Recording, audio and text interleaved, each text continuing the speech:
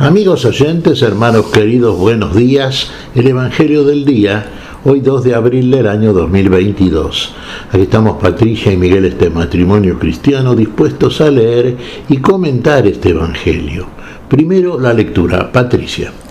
Lectura del Santo Evangelio según San Juan, capítulo 7, versículos del 40 al 53. Algunos de la multitud que habían oído a Jesús opinaban: este es verdaderamente el profeta. Otros decían: este es el Mesías. Pero otros preguntaban: ¿acaso el Mesías vendrá de Galilea? ¿No dice la Escritura que el Mesías vendrá del linaje de David y de Belén, el pueblo de donde era David? Y por causa de él se produjo una división entre la gente. Algunos querían detenerlo, pero nadie puso las manos sobre él. Los guardias fueron a ver a los sumos sacerdotes y a los fariseos, y estos les preguntaron: ¿por qué no lo trajeron? Ellos respondieron: nadie habló jamás como este hombre. Los fariseos respondieron: ¿también ustedes se dejaron engañar? ¿Acaso alguno de los jefes o de los fariseos ha creído en él? En cambio, esa gente que no conoce la ley está maldita. Nicodemo, uno de ellos, que había ido antes a ver a Jesús, les dijo: ¿acaso nuestra ley permite juzgar a un hombre sin escucharlo antes para saber lo que hizo? Le respondieron: tú también eres Galileo. Examina las Escrituras y verás que de Galilea no surge ningún profeta. Y cada uno regresó a su casa. Palabra del Señor. Gloria a ti, Señor Jesús. Claro, cada uno retornó a su casa. A las cosas de antes volvieron para atrás. Fíjese, Jesús genera división, y sí, lo está haciendo. La palabra de Dios va separando a aquellos que son para la vida de aquellos que no son para la vida.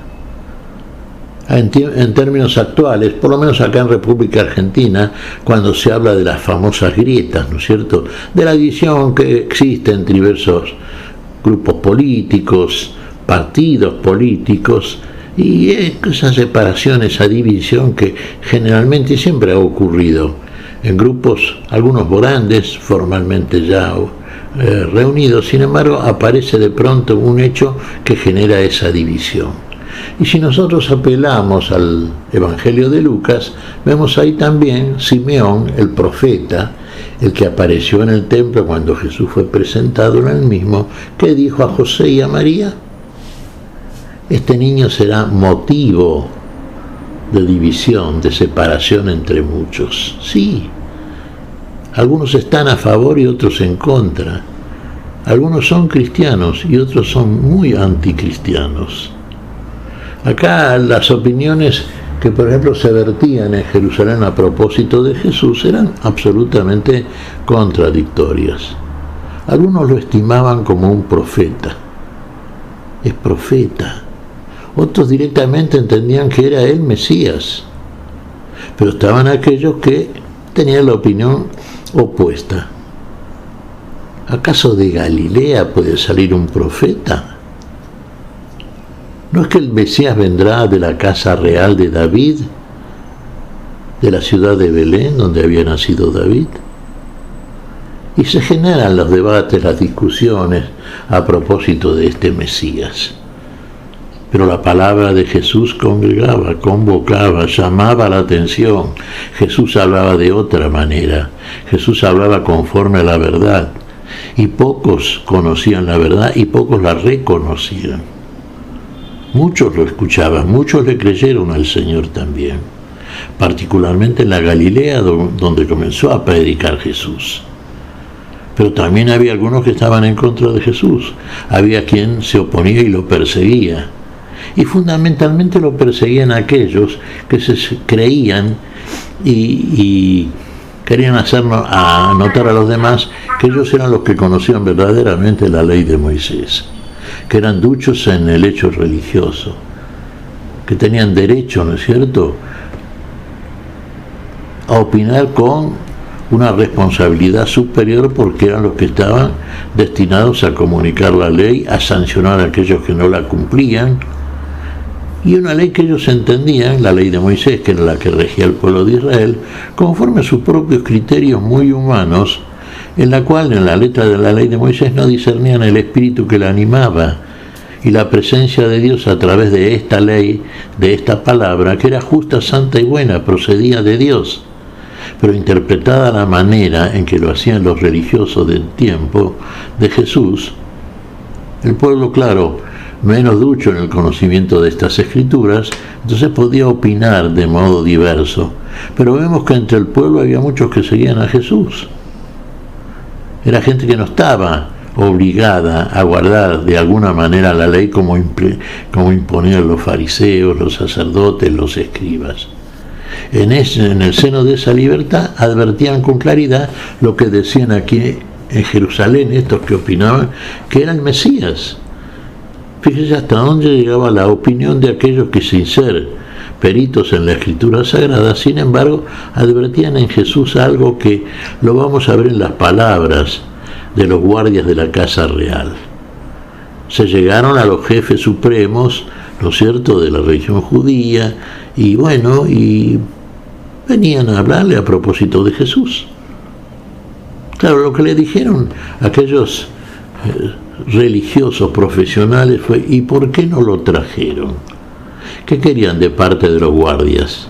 Ellos ya tenían el criterio, y cuando hablamos de aquellos profesionales religiosos, estamos hablando de sacerdotes, de escribas, de ancianos del consejo, de fariseos, de toda gente que sabía leer y escribir, expertos en el desarrollo de la ley de Moisés, pero repetimos una vez más porque esto es fundamental. No discernían el espíritu y por lo tanto no entendían todo lo que había dicho Moisés a través de la comprensión del primer y supremo mandamiento. El amar a Dios y el amar al prójimo, sobre todo el amar al prójimo, estaba ausente de ellos. Entonces contra Jesús prevalecía ¿qué cosa?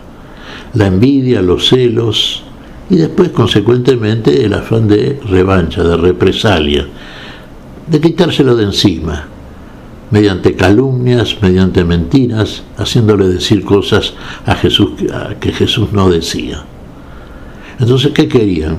Que los guardias, que eran los encargados de la seguridad del templo, lo trajeran detenido a Jesús y lo presentaran para su juzgamiento.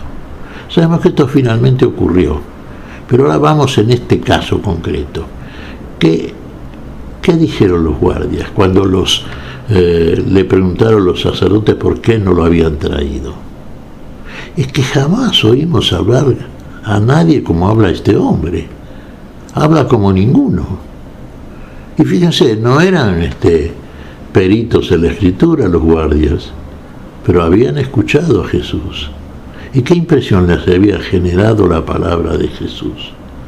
Habían quedado conmovidos, estremecidos. Repetimos siempre que Jesús hablaba como el que tenía la autoridad, y tenía la autoridad. Él era la palabra de Dios.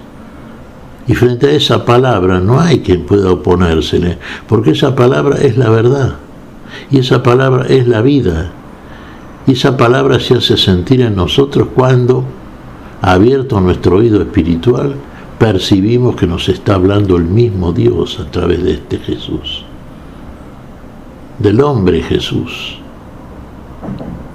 Y entonces la impresión que llevaban estos que iban a detenerlo era realmente la impresión que les había dejado Jesús, y que era superior a aquello para lo cual habían sido enviados.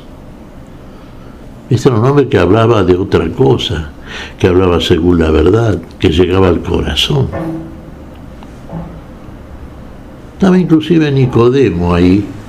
Nicodemo era miembro del grupo de los fariseos, pero era un hombre, porque uno muchas veces dice, bueno, fariseo hipócrita, como Jesús los calificaba. Sí, realmente con sabiduría. Pero había muchos fariseos que no eran hipócritas. Estaban equivocados, sí, pero no eran hipócritas, no pensaban una cosa y decían otra. Y ahí a Nicodemo cuando escucha el comentario a propósito de Jesús de parte de los religiosos y el deseo de juzgarlo y condenarlo, les hace saber y les recuerda esto: ¿acaso nuestra ley condena a alguien sin haberlo escuchado antes? Y tenía toda la razón. ¿Vamos a llevar a tal persona a un juicio? Bueno, primero vamos a escuchar, a ver qué dice, qué es lo que hizo. Y en base a esos datos concretos vamos a establecer un juicio y una sanción correspondiente. La justicia conforme a la ley se las muestra en Nicodemo. Pero la respuesta que recibe de los hipócritas, ¿cuál es? ¿Tú también eres Galileo? Era Galileo en realidad. Es decir, de Galilea puede salir algo bueno. Ese era el criterio que se tenía. La Galilea, habíamos dicho, sí, era un lugar donde habitaba una población que no era una población de intelectuales, ¿no es cierto?, de gente dedicada excluyentemente a la religión. Eran más bien obreros, personas de economía simple, artesanos. Pero para Jesús no había distinción entre Galileo y judeos. No iba a la Judea, generalmente el Señor prefería predicar en la Galilea porque en la Judea sabía que lo buscaban para matarlo y no había llegado aún su hora. A su momento de vida, y lo vamos a celebrar pronto, hermanos, ¿no? Vamos a ingresar, hoy no, este domingo no, pero en el próximo domingo, ya en el domingo de Ramos, el Señor ya viene subiendo de la Galilea a Jerusalén y ahí va a consumar la Pascua. Y ahí va definitivamente a separar a los buenos y a los malos, por así decirlo en términos muy llanos, los que han de creer y los que no han de creer. ¿Hemos creído nosotros? Sabemos que tenemos dificultades. En un mundo escéptico, en un mundo que tiende al pleno materialismo, a un mundo que quiere posesión de cosas materiales, por supuesto, a un mundo que no está muy dispuesto a creer en aquellas cosas que nos enseñó Jesús. Hay oposición siempre, pero tengamos esto en cuenta. Vamos a luchar con las armas que nos ha dado el Señor. Nuestra pelea no es contra carne y sangre, es contra fuerzas espirituales ubicadas en lugares celestiales que se oponen al Señor.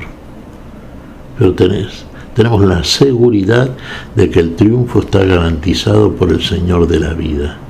Y el premio es la vida. Y a eso vamos. Y eso vamos a defender. Y eso vamos a sustentar en nosotros, esta fe que el mismo Señor nos ha dado y por la cual estamos viviendo la vida que solamente está en Dios y por Cristo Jesús en nosotros. ¿Qué te parece, Patricia? Que mira, Miguel, cuando uno realmente tiene necesidad, va directo al Señor. ¿Por qué? Porque en el Señor encuentra todo lo que necesita la persona.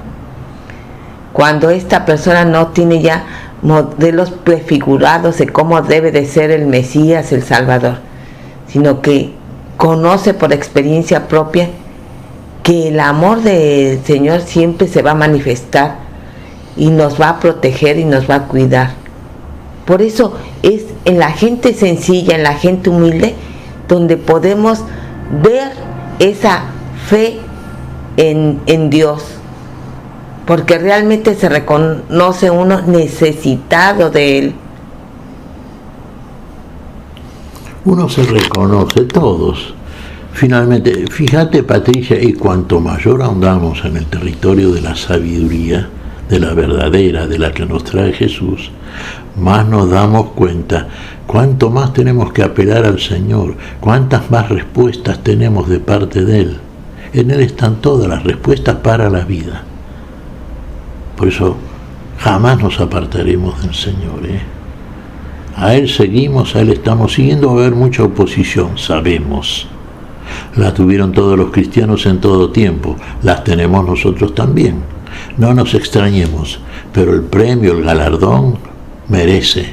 Uno diría el sacrificio, sí, pero un sacrificio hecho con alegría. Porque uno va con todo el entusiasmo, transitando este camino nuevo que nos conduce a la presencia final de la gloria, de la vida en la gloria. ¿Qué te parece si agradecemos al Señor? Muy bien, Miguel. Te damos gracias, Padre Celestial, en el nombre santo de nuestro Señor Jesucristo. Gracias, Señor, por esta palabra tuya. Gracias, Señor, por todo lo que nos das. Señor, pedimos tu bendición, tu espíritu de fe y amor, tu espíritu de fe y amor en tu palabra que es la vida y es la vida en todos nosotros, en todos aquellos que te seguimos. Y no permita jamás que te dejemos, que te abandonemos, Señor. Lo pedimos en tu santo nombre, por Jesucristo, Señor nuestro. Amén. Y amén.